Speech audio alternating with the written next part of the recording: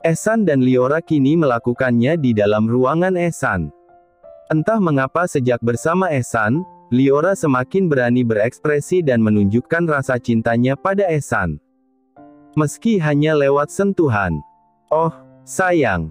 Sebaiknya kamu lepas kebonmu sekarang saja. Kasihan Kimora, Mas. Nanti kalau sudah usia 6 bulan aku akan konsultasi ke Dokter Yuna dan Dokter Cecil. Aku enggak mau nanti gara-gara ego kita malah akan membuat putri kita ikut merasakan imbasnya. Aku ingin mengisi perutmu dengan benih superku. Liora hanya tertawa melihat wajah Ehsan yang menggemaskan. Keduanya keluar dari tempat kerja Ehsan ketika sore menjelang. Sekarang mau kemana, Bu? Pulang, Pak.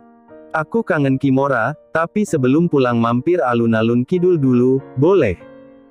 Mau cari apa, Bu? Cari masalah, Pak.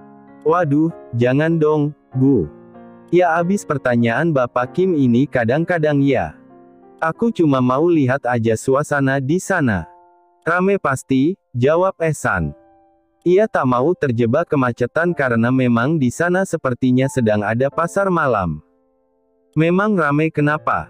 Ada orang adu panco, Bu, jawab Ehsan, membalas ucapan Liora tadi. Ih, bales nih ceritanya. Di sana ada pasar malam, Bu. Di sana pasti rame banget macet juga. Ya sudah, kita pulang saja. 2 hari kemudian, Anita datang bersama Amara. Anita memaksa Amara untuk ikut memohon pada keluarga Amar. Meski sebenarnya enggan, akhirnya Amara setuju setelah diancam oleh ibunya. Anita mengetuk pintu rumah Amar, kebetulan Puspa yang membukanya. Di mana Amar? Tanya Anita dengan wajah angkuhnya. Jam segini Mas Amar kerja, Mbak. Kalau begitu aku mau ketemu ayah. Ayah tidur. Sebenarnya apa tujuan Mbak kesini? Bilang pada Amar untuk mencabut tuntutan kalian pada Saka. Bagaimanapun juga Saka itu keponakan kalian. Keponakan ya. Lalu bagi kalian, Lili itu siapa kalian? Kenapa Saka malah justru mau mencelakai Lili dan juga Kimora keponakannya sendiri? Tanya Puspa. Aku enggak mau tahu kalian harus cabut tuntutan itu, kata Anita ngotot. Jika begitu, silakan Mbak Anita cari suami Liora, karena dia yang melayangkan tuntutan itu. Puspa menutup pintu dengan keras. Dia tidak mau lagi berurusan dengan keluarga suaminya yang satu itu, terserah jika mereka nanti akan membencinya. Anita dan Amara terkejut melihat respon Puspa. Bahkan setahu Anita, Puspa adalah seorang wanita yang akan selalu mengalah, tapi kenapa ini lain? Puspa, buka pintunya. Aku belum selesai bicara. Puspa. Anita menggedor pintu rumah Amar. Ada apa tante menggedor pintu rumah orang tua saya? Liora berdiri di belakang Amara dan ibunya dengan tatapan tajam. Anita dan Amara seketika menoleh. Senyum Anita merekah. Lili, tolong maafkan Saka. Tante minta kamu cabut tuntutan kamu. Masalah ini bisa mencoreng nama baik keluarga Kartarajasa. Seharusnya tante peringatkan Saka waktu itu sebelum semua ini terjadi. Pokoknya tante enggak mau tahu, kamu harus cabut tuntutan kamu, Li. Saya tidak akan mencabut tuntutan saya. Saka sudah sangat keterlaluan. Dia mengancam akan membunuh putriku. Kalau kamu tidak mau mencabut tuntutan itu, saya akan mempermalukan kamu. Silahkan. Tante dan Kak Amara bebas melakukan apapun. Lakukanlah semua sesuka hati kalian, tapi setelah itu, saya akan pastikan juga kalian akan menyusul Saka mendekam di penjara. Anita yang kalap mendengar ucapan Liora langsung maju menyerang keponakannya sendiri. Dia lupa dengan tujuannya memohon karena egonya yang terlalu tinggi. Dia berjalan dengan emosi yang sudah meluap-luap. Anita melayangkan tamparannya di pipi Liora. Namun, belum sampai tangannya menyentuh pipi Liora, wanita itu telah terlebih dulu mencengkeram pergelangan tangan Anita. Jangan tante pikir kami diam lalu bisa tante tindas seenaknya. Tante harus tahu aturan juga. Tidak semua yang Tante inginkan bisa Tante dapatkan dengan mudah. Lepaskan tanganku. Amara hanya diam tak membantu ibunya. Sejak tadi kepalanya terasa mau pecah. Dia juga terpaksa ikut ke sana. Jadi dia memilih menghindari masalah untuk saat ini. Amara, jangan diam saja kamu. Pekik Anita. Aku pusing, Mah. Ayo kita pulang saja. Percuma kita ada di sini. Kamu ini benar-benar tidak bisa diandalkan. Anita terus memaki putrinya sendiri. Liora lantas menghempaskan tangan Anita dengan kasar. Sebaiknya Tante pergi dari sini. Atau saya akan panggil pihak keamanan. Anita menatap Liora penuh kebencian. Wanita parubaya itu menarik tangan Amara pergi dari rumah Amar. Kamu lihat saja nanti, aku akan membuat perhitungan denganmu. Liora hanya diam tak menyahuti ucapan tantenya yang bernada ancaman. Setelah tante dan sepupunya pergi, Liora menghela napas panjang. Dia kini mengetuk pintu rumah orang tuanya. Liora khawatir ibunya tertekan karena masalah ini. Bisa-bisa kondisi kesehatan ibunya drop.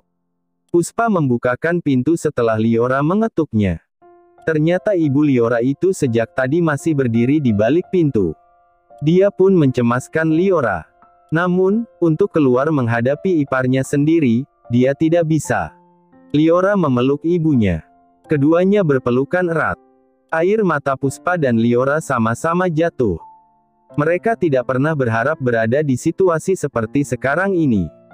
Mereka hanya berharap hidupnya tenang, tapi keluarga dari Malik terus saja mengusiknya. Puspa dan Liora bahkan tidak tahu apa kesalahannya. Kenapa keluarga mereka terus-menerus diusik?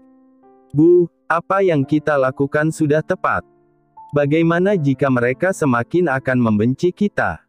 Sudah, kita percayakan semua pada ayah dan suamimu. Kakekmu juga sudah setuju. Mereka memang harus diberi efek jera. Liora lagi-lagi terdiam. Sepertinya dia lebih senang jika dulu mereka tidak saling kenal. Kamu ada apa kemari?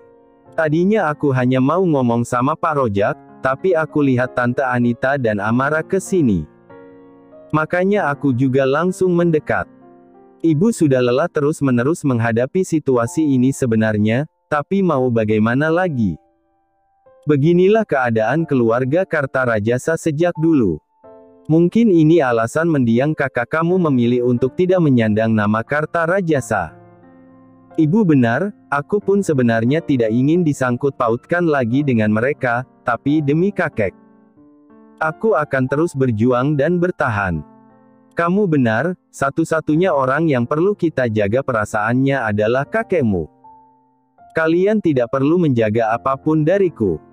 Jalani hidup kalian seperti yang kalian mau.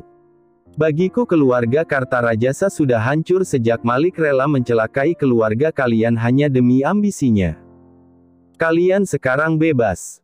Tidak usah pikirkan aku. Liora dan ibunya menoleh ke sumber suara. Mereka terkejut kakeknya sudah berada di sana. Kakek, jangan buat hati kakek semakin tak tenang. Kalian adalah alasan satu-satunya yang membuat kakek tetap bertahan. Kakek sudah tidak bisa lagi mengharapkan saudara kalian yang lain. Jadi kakek harap kalian mau memaafkan kakek karena kakek sudah gagal. Ehsan segera pulang ke rumah setelah mendapat kabar dari mamanya jika istri dan mertuanya baru saja dilabrak oleh Anita, mamanya Amara. Ehsan memang sejak pagi tadi sudah meninggalkan rumah. Dia ada kerjaan yang harus segera diselesaikan. Namun, dia tak menyangka jika akan ada kejadian seperti ini. Ehsan memacu mobilnya cukup kencang agar bisa segera sampai di rumahnya. Setibanya dia di rumah, Ehsan memarkirkan mobilnya asal-asalan. Dia segera masuk ke rumah dan mencari istrinya. Mah, Lili mana? Di kamar lagi nyusuin Kimora. Gimana ceritanya? Kenapa bisa dilabrak? Mama juga enggak ngerti, tapi pulang-pulang Lili cerita sambil nangis katanya udah capek, masalah sama keluarga sendiri sampai berlarut-larut. Mau hidup tenang aja kok susah. Emang dasar bener-bener, ya. Wajah Ehsan terlihat sangat dikuasai emosi. Kamu temui istrimu dulu sana. Mama juga sampai kehabisan kata-kata buat keluarga si Malik ini. Dari dulu sampai sekarang enggak ada capek-capeknya mengusik hidup keluarga Amar. Ya udah, aku naik dulu, Mah. Ehsan bergegas mencari istrinya. Dia merasa sangat bersalah, setiap istrinya dia tinggalkan selalu saja dia menghadapi masalah sendirian. Ehsan membuka pintu kamar dengan sangat pelan dan hati-hati. Ia melihat istrinya sedang terlelap dengan Kimora. Ehsan mendekat dan duduk di tepi ranjang. Ehsan melihat jelas sudut mata Liora masih basah. Dia melepas sepatunya dan lalu ikut bergabung dengan istrinya. Ehsan memeluk tubuh Liora dengan erat. Mas. Kamu udah pulang? Ya, sayang. Aku pulang. Liora berbalik menghadap Ehsan. Dia memeluk tubuh suaminya dan menyembunyikan wajahnya di dada pria itu. Kenapa, sayang? Tidak apa-apa, Mas. Aku capek. Capek. Liora mengangguk. Dia semakin mengeratkan pelukannya di tubuh suaminya. Ehsan mengusap punggung Liora dengan lembut. Ehsan menatap tubuh istrinya yang meringkuk sembari memeluk tubuhnya. Dia diam untuk menyusun rencana. Kasus Saka sudah bergulir. Sebentar lagi Liora akan kembali menyambangi kantor polisi untuk memberikan kesaksiannya. Ehsan berharap istrinya bisa kuat menghadapi masalah demi masalah yang dia alami. Bu, jangan pendam semua sendiri, aku enggak mau kamu kenapa-kenapa. Lihat kamu pingsan di pengadilan aja rasanya aku enggak sanggup. Kamu itu segalanya bagiku, Bu. Aku capek, Pak. Aku malu punya keluarga seperti mereka. Masalah kayak enggak ada habisnya. Aku jadi nyesel ketemu mereka semua. Aku mendingan cuma kenal nenek dan kakekku yang miskin, tapi aku enggak pernah disakiti kayak gini. Daripada kenal sama keluargaku yang kaya, tapi hidupku enggak ada tenang-tenangnya. Liora terisak di pelukan suaminya. Meski sejak tadi sudah menangis, tapi rasa sesak di dadanya tak kunjung reda sebelum dia mengeluarkan semua unek-uneknya pada Ehsan. Ehsan mendekap Liora dan mencium puncak kepala istrinya itu. Entah kenapa dia kepikiran untuk membawa keluarganya pindah dari lingkungan itu. Bu, kamu suka Kintamani kan? Liora mengangguk meskipun ia masih belum tahu arah pembicaraan yang dimaksud oleh suaminya. Kita pindah ke sana aja gimana? Liora seketika mengurai pelukan di tubuh suaminya. Dia mendonggak dengan alis mengerut bingung. Maksudnya gimana? Ehsan tersenyum sembari mengusap pipi Liora. Kita pindah ke Kintamani. Aku, kamu, Kimora. Aku bakalan minta Mas Dwi untuk cari rumah di sana. Terus ayah sama ibu gimana? Mereka pasti akan tetap diteror sama keluarganya. Nanti Mas yang akan mengaturnya. Kita bicara sama semua keluarga. Yang penting usai persidangan Saka dan komplotannya kita pergi. Kita mulai semuanya dari awal. Tanpa mereka. Liora menganggukkan kepalanya. Meski tak yakin dengan kehidupan baru yang ditawarkan Ehsan, setidaknya Liora tidak harus berurusan dengan mereka semua. Esok harinya Ehsan benar-benar mengumpulkan semua anggota keluarganya. Mereka kini sedang terlibat pembicaraan serius. Kamu beneran mau pindah hanya gara-gara mereka, San? Tanya Satya, menatap putranya tak percaya.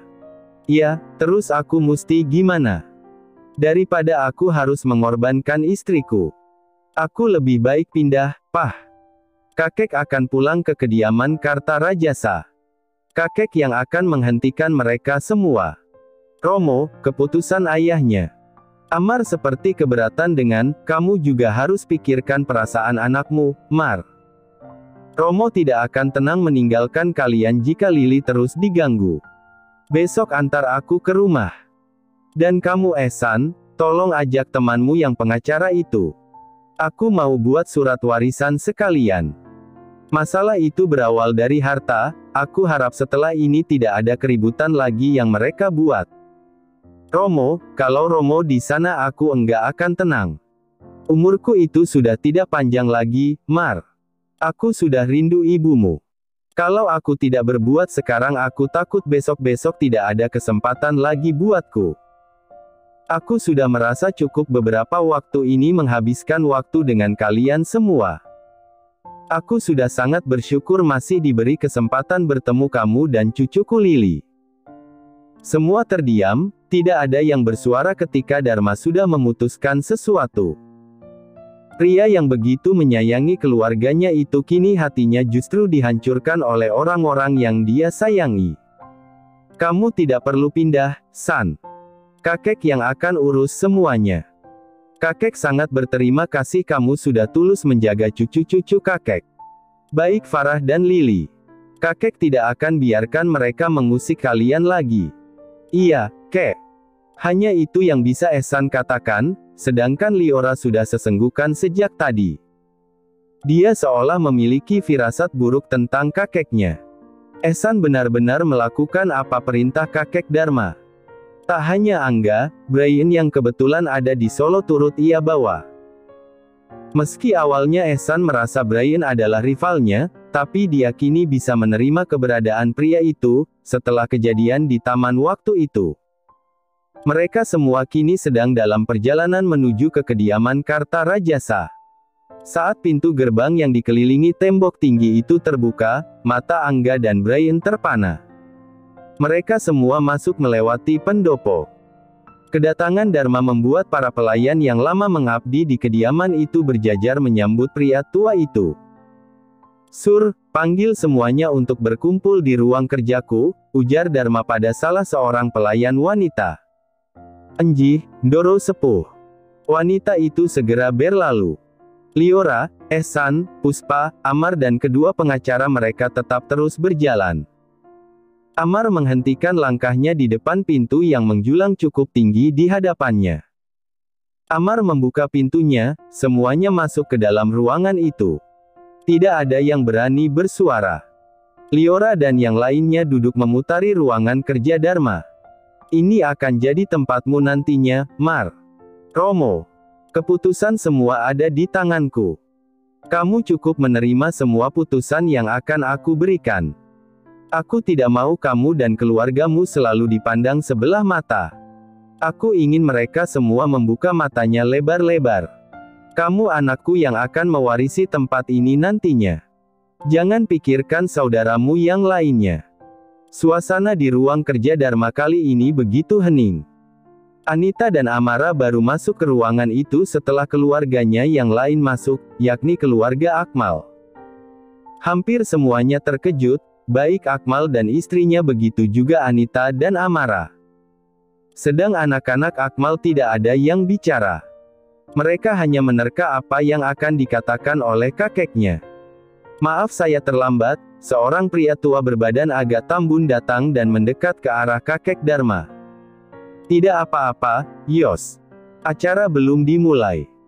Yos duduk di samping kakek Dharma, pria tua itu membuka tasnya dan mengeluarkan beberapa berkas. Amar, kamu masih ingat dengan Pak Yosua ini kan? Iya, Romo. Baiklah, karena semuanya sudah berkumpul, aku ingin hari ini kalian yang ada di sini jadi saksi. Dan untuk ketiga pengacara yang aku tunjuk, aku ingin kalian catat semua. Aku akan bagikan semua hartaku pada anak-anak dan cucuku. Oh, ada satu hal lagi, ini yang perlu kalian ingat, apa yang sudah aku bagikan kalian tidak bisa mengajukan keberatan atau menggugat satu sama lain, karena harta ini mutlak milikku dan aku berhak membaginya sesuai apa yang aku inginkan, ucap Dharma tegas. Yos, tolong bacakan. Perintah Dharma pada pengacaranya. Sebelumnya kalian sudah pasti mengenalku, namaku adalah Yosua, aku adalah pengacaranya Pak Dharma sejak Pak Dharma mendirikan PT Parma Indo.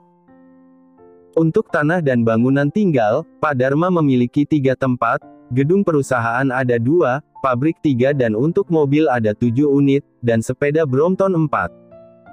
Dan ada 7 motor matic yang sudah dihibahkan untuk para pelayan. Oke, terima kasih Yos. Untuk rumah singgah yang ada di daerah Karangbaru dengan luas tanah 1000 m2 akan aku berikan pada Akmal putraku. Lalu rumah yang ada di Kartasura dengan luas yang sama akan aku berikan pada Malik, yang mana berarti sekarang rumah itu akan sepenuhnya menjadi milik Anita. Sementara rumah joglo ini akan aku berikan pada Amar. Loh, gak bisa begitu dong, yah, protes Akmal. Anita mengangguk-angguk setuju dengan protes Akmal. Apanya yang gak bisa? Rumah ini 2x lipatnya dari rumah kami. Kenapa bagian Amar lebih besar?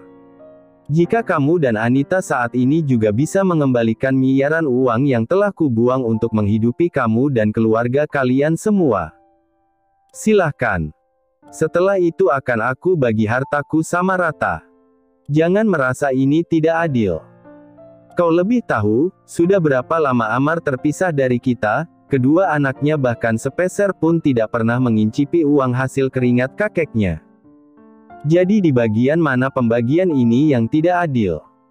Sedang kalian hanya tinggal menengadahkan tangan saja sudah menikmati semua fasilitas mewah milik kakek sudah berapa tahun. Baik Akmal dan Anita langsung terdiam kala disinggung mengenai uang. Mana mungkin mereka bisa mengembalikan uang-uang itu? Untuk gedung perusahaan PT Parma Indo, akan dipegang sepenuhnya oleh Amar, berikut satu pabrik yang bernaung di bawahnya Amar yang akan memilikinya. Sedang untuk PT Pancitra Lestari, Akmal yang akan mengurusnya. Pabrik garmen akan menjadi milik Anita dan Amara, sedang satu pabrik plastik akan dikelola oleh ketiga anak Akmal. Wajah Akmal tampak sangat keberatan. Namun, dirinya tak dapat berbuat banyak. Masih untung dia mendapat bagian. Karena perusahaannya sendiri pun sedang mengalami krisis. Mas Angga atau Mas Brian, ada kenalan notaris yang bisa segera mengurus semuanya. Angga dan Brian saling lirik lalu mengangguk. Ada, Tuan. Bisa minta tolong untuk diundang hari ini juga. Saya tidak bisa menunggu lama-lama. Saya mau semuanya selesai secepatnya. Supaya saya enggak kepikiran lagi. Oh, iya, saya akan menghubunginya. Brian dengan sigap menghubungi kenalannya. Beruntung orang itu mau segera datang. Setelah memberikan alamat rumah ini pada kenalannya, Brian mematikan sambungan teleponnya. Bagaimana Mas Brian? Sudah, Tuan. Secepatnya dia akan kemari. Untuk mobil, aku akan memberikan Velvire hitamku pada Lily, sedangkan untuk 6 lainnya Amara, Krishna, Naya dan Hakim, silakan memilih mobil yang kalian mau. Bagaimana dengan Saka? Yah. Ayah tidak peduli, bagiku Saka adalah orang luar. Kalau kalian semua masih menyandang nama Kartarajasa, kalian harus pandai bersikap. Jika tidak, sebaiknya kalian tanggalkan saja nama itu. Tapi, yah, Saka anak dari Mas Malik juga. Aku tidak peduli, Anita. Jangan paksa aku. Dia sudah menyakiti saudaranya sendiri. Belum sempat Dharma melanjutkan ucapannya, tiba-tiba Amara kembali mual dan muntah di tengah-tengah keluarga. Sontak semua menatap ke arah Amara. Dharma menyipitkan matanya menatap cucunya itu. Apa anakmu itu hamil, Anita? Anita dan Amara diam. Wajah Anita tampak gelisah sedang Amara masih lemas tak bertenaga. Ya ampun Mbak, udah Saka dibui, Amara hamil. Mau ditaruh di mana muka kita ini Mbak? Kata Rosa sinis. Rosa yang biasanya dekat dengan Anita tiba-tiba melontarkan kata-kata tak enak didengar oleh Anita. Puspa dan Amar masih diam, begitu juga Liora dan Ehsan. Sejak tadi mereka hanya diam dan jadi pendengar. Apa anak-anakmu lebih baik dari anakku? Jawab Anita. Diam kalian semua. Seru Dharma. Cepat jawab pertanyaan kakek, benar kamu hamil? Amara pun akhirnya mengangguk dan terisak. Maaf, Kek. Maafkan aku. Katakan siapa pria itu? Tanya Dharma, meskipun nada bicaranya tegas, tapi Dharma berusaha untuk tidak emosi. Dia sudah beristri, Kek. Dia tidak mau bertanggung jawab. Dasar wanita bodoh.